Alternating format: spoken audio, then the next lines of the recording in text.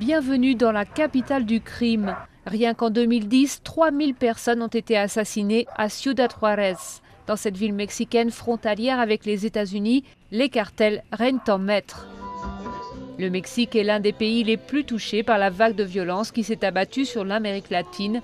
30 000 morts depuis 2006, et ce malgré la politique de répression mise en place par le gouvernement Calderón il y a 4 ans. Pour moi, c'est comme un cancer. Et malheureusement, je ne pense pas qu'il y ait ce qu'il faut au gouvernement pour y mettre fin.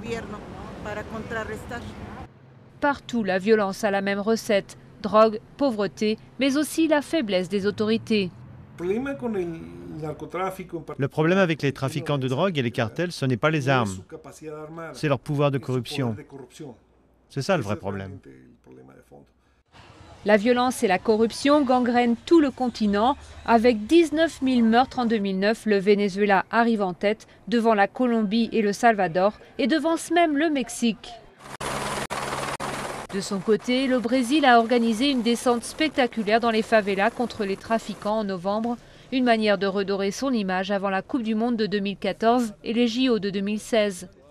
Mais selon les experts, la violence ne pourra être éradiquée sans réforme profonde et sans une coopération entre les pays concernés. Pour les États, les frontières sont en pierre, mais les criminels sont faits d'eau. En vérité, les États-nations sont confrontés à un défi majeur qui est de s'adapter à la globalisation au lieu de la rejeter. Le défi est majeur, mais l'enjeu est grand, car si les pays ne protègent pas la génération à venir, le problème de la violence ne fera qu'empirer.